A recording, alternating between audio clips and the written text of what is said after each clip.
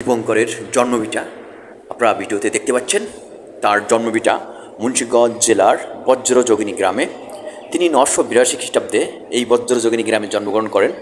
অতীশ দীপঙ্কর ছিলেন মূলত একজন বুদ্ধিস্ট। তিনি বৌদ্ধ ধর্মের একজন গুরু, দার্শনিক এবং পণ্ডিত। তিনি তার পাণ্ডিত্যের কারণে পণ্ডিত হিসেবে পরিচিত। তার এলাকায় এখনও পণ্ডিত ভবন বা পণ্ডিত জন্মভিটা হিসেবে পরিচিত। তো আমরা রিসেন্ট মুন্সিগঞ্জ সেই পণ্ডিতের জন্মভিটা ঘুরে এসেছি। তার জন্ম 982 খ্রিস্টাব্দে এবং মৃত্যু 1053 খ্রিস্টাব্দে। কিন্তু তার জন্মভিটা এখনও পর্যন্ত তার অস্তিত্ব, তার যে নাম, যে সুনাম, তার রেখাপাত এখনও বজায় রয়েছে।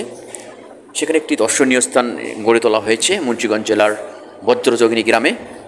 এটি মুন্সিগঞ্জ জেলা সদর থেকে 10 কিলোমিটার, অর্থাৎ জেলা শহর থেকে 10 কিলোমিটার দূরে অবস্থিত।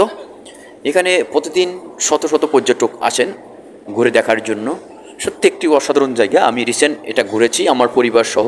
খুবই চমৎকার একটি জায়গা এবং তার এখানে অনেক উক্তি লেখা রয়েছে। তিনি যে পণ্ডিত ছিলেন তার পণ্ডিতের রেখাপাত এখনও রয়ে গেছে। তিনি একজন বুদ্ধিস্ট হলেও আমি আগে জানতাম হিন্দু হিসেবে, তাকে ভাবতাম অতীশ দীপঙ্কর, সম্ভবত হিন্দু, কিন্তু আসলে তিনি হচ্ছেন একজন বুদ্ধিস্ট। তো তার জন্মভিটাটা বৌদ্ধ পণ্ডিত সহকারে সেখানে রক্ষণাবেক্ষণ করায় এবং সেখানে বৌদ্ধ পণ্ডিত আছে, তারা এগুলোর তত্ত্বাবধান করে থাকেন। অর্থাৎ বৌদ্ধ ধর্মের যে কালচার এখানে রয়েছে, এখানে দেখা যায় সেটা। আর তার এই জন্মভিটাটা এমনভাবে সাজানো হয়েছে ছোট্ট একটি জায়গার ভিতরে, কিন্তু অনেক সুন্দর এবং সুপরিপাটি, খুবই চমৎকার একটি জায়গা। এবং দেখুন, চায়না ভাষায় কিছু লেখা রয়েছে যেটি আমরা বুঝতেছি না।